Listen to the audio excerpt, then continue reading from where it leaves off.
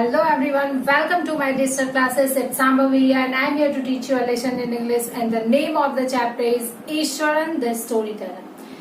It's very interesting stories. It is written by R.K. Lakshman. He is a famous cartoonist and story writer.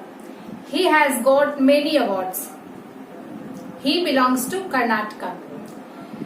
At first, I'll discuss about the title of the story, and that is Ishwaran the Storyteller. It is the story of a man named Ishwaran, and here the writer called him a storyteller. Why does the writer call him a storyteller? Actually, storytelling is an art. How will you tell the story? You put some special effects on voice modulations, use your body languages. It makes a great fascination towards the listeners. And all these qualities present in Ishwaran. And that's why the author called him a storyteller. Now come to the chapter.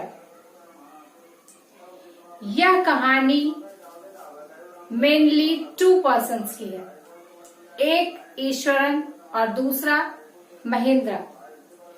Mahendra एक company में work करता है और वह अलग अलग different types of construction sites पर काम करता है. For example railway bridges construction sites, coal mining areas. वह इन सारी जगहों पर जाकर काम करता है. उसका काम था दूसरे वर्कर्स के वर्क पर नजर रखना. ही वॉज अ बैचलर, इसलिए उसकी जो नीड्स थी वह बहुत ही सिंपल थी और वह कोई भी ऑड कंडीशंस में अपने आप को एडजस्ट कर लेता था.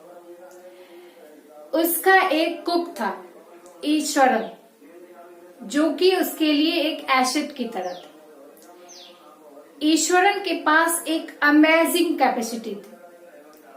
अगर कहीं दूर दूर तक कोई शॉप्स वगैरह नहीं रहता था तो फिर भी वह उसके लिए बहुत ही ज्यादा डिलीशियस फूड बना देता था. और वह एक बहुत ही अच्छा स्टोरी टेलर था. महेंद्र जो है वह सुबह ब्रेकफास्ट करके लंच लेकर अपने वर्क पर चले जाता था.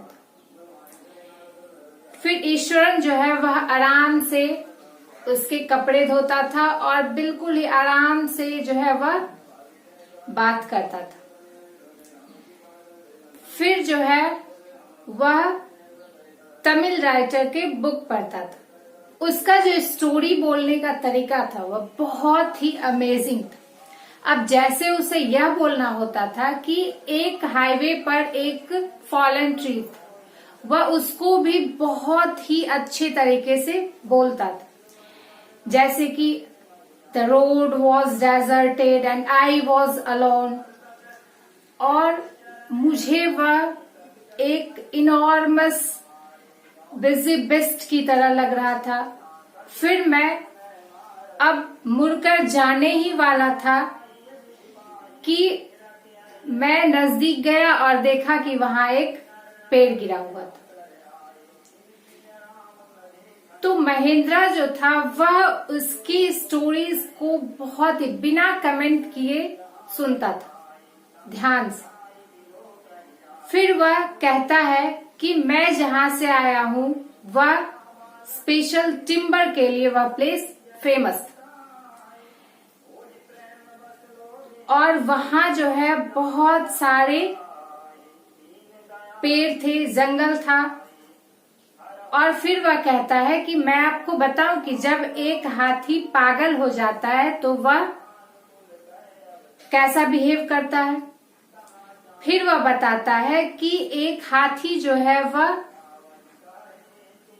पागल हो गया था और वह जो है सारे ब्रांचेस को तोड़ रहा था. फिर जो है फूड सेलर्स वगैरह जो रोड के किनारे बैठे हुए थे उसको वह स्पॉइल कर रहा था. फिर वह जो है उसके जहां ईश्वरन पढ़ता था उसके स्कूल आ जाता है और वहां आकर वह जो है उसके वॉल को ब्रेक करके अंदर आ जाता है।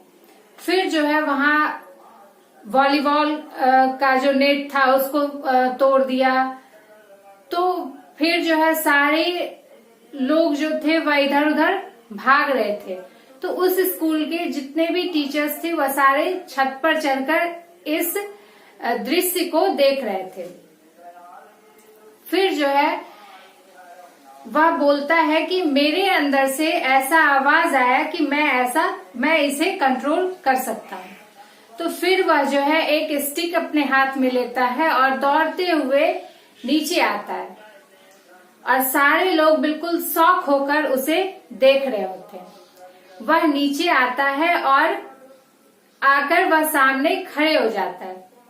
फिर वो जो एलिफेंट था वह गुस्से से रेड आई करके इसे देख रहा होता है। फिर जो है वह स्टिक लेता है और उसकी तरफ दौड़ता है और जाकर वह थर्ड टोनेल में स्टिक से जोर से किक करता है। फिर वह जो है महिंद्रा से कहता है कि मैं गैस ऑन करके डिनर गर्म करके आता हूँ। फिर जब वह आता है he would not pick up the thread of the story right away. वह फिर से स्टोरी को नए तरीके से स्टार्ट करता है। वह कहता है कि एनिमल्स के डॉक्टर्स आए, फिर उसे उसका चेकअप हुआ और फिर 2 दिन बाद महावत जो है उसे वापस जंगल लेकर गए। तो महिंद्रा जो है वह उससे पूछता है तुमने ये सब कैसे किया। तो वह बताता है कि मैंने इसके बारे में कहीं पढ़ा था। It was in Japanese art. इसे कराटे या फिर जुजित्सु कहते हैं। तो ईश्वरन जो है वह इतने अच्छे से स्टोरी सुनाता है कि महिंद्रा को टीवी की कमी नहीं होती है। टीवी की कमी महिंद्रा को महसूस नहीं होती। तो वन मॉर्निंग महिंद्रा जो है वह ब्रेकफास्ट कर रहा होता है। तो वह जो है ईश्वरन उससे पूछता है कि आज जो है ऑस्पिशियस डे है। फिर जो है वह बताता है कि अपने एंसेस्टर्स के लिए, स्पिरिट्स के लिए उसे जो है स्पेशल डिशेस बनाने हैं। तो उस रात जब महिंद्रा वहां से आता है तो उसे बहुत ही ज्यादा टेस्टी लगता है डिनर। तो वह जो है बहुत ही एंजॉय करता है। तो जब वह डिनर कर रहा होता है तो ईश्वरन कहता है कि मुझे तो पहले से ही पता था कि यह एक ब्यूरियल ग्राउंड है। मुझे तो फर्स्ट डे ही एक ह्यूमन स्कल मिला था। और आपको पता है सर कि यहाँ जो है फुल मून के नाइट एक औरत जो है बिल्कुल ही गंदे शक्ल की, बाल पूरा बिखरे हुए यहाँ आती है। मैंने उसे नाइट में देखा है। तो वह जो है फिर उस औरत के बारे में बताने लगता है कि उसके बाल बिखरे होते हैं। तो महिंद्रा जो है वह उसे कहता है कि तुम पागल हो गए हो, तुम्हारा नर्वस सिस्टम खराब हो गया है, तुम जाओ और डॉक्टर से चेकअप करवाओ। और फिर वह अपने कमरे में सोने के लिए चले जाता है। दूसरे दिन उसे लगता है कि ईश्वरन जो है वह उसी रात के बारे में सोच रहा होगा, वह सैड होगा। बट वह जैसे ही ईश्वरन को देखता है तो वह बहुत ही सरप्राइज हो जाता है।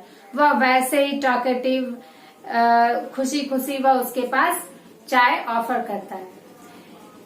तो वह जो है प्रत्येक नाइट को अपने विंडो के पास खड़े होके आउटसाइड देखता था। उसे बहुत ही ज्यादा पसंद था और फुल मून नाइट के दिन तो उसे बहुत ही ज्यादा अच्छा लगता था विंडो के आउटसाइड देखना।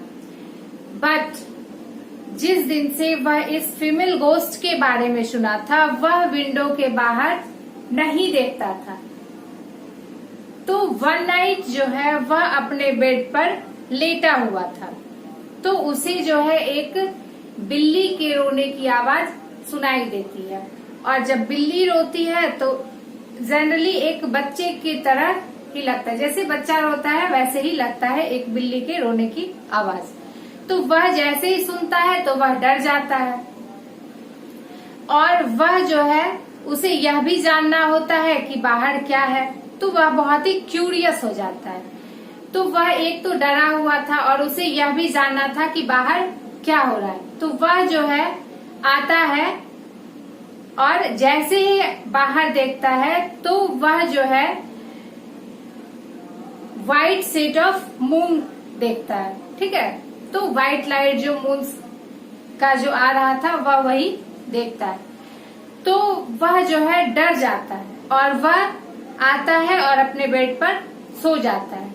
नेक्स्ट मॉर्निंग जब वह उठता है आफ्टर टेकिंग बाथ, वह जो है ब्रेकफास्ट के लिए जाता है और वह जो है उसी हॉन्टेड नाइट के बारे में सोच रहा होता है। तो ईश्वरन जो है वह उसके पास आता है एक लंच का बैग लेकर और वह उससे कहता है, सर आपको याद है मैंने जो आपसे एक वुमेन के बारे में बात की थी, आप उस रात बहुत ही गुस्सा हो गए थे। तो महिंद्रा जो है वह बहुत ही शॉक हो जाता है और वह कहता है कि आपने कल उसे देखा था, मैंने आपके कमरे से बच्चे के रोने की आवाज सुनी थी। तो वह जो है बहुत ही ज्यादा शॉक हो जाता है। वह जो है उसके सेंटेंस के कंप्लीट होने का भी वेट नहीं करता है और वह उसके हाथ से लंच का बैग लेता है और वह जो है भागता हुआ ऑफिस की तरफ जाता है और वह डिसाइड करता है कि वह नेक्स्ट डे ही इस हॉन्टेड प्लेस को छोड़ देगा। तो यहाँ आपकी स्टोरी खत्म हो जाती है। Okay guys, if you enjoy this video please like, comment, share on my YouTube channel. Thanks for watching.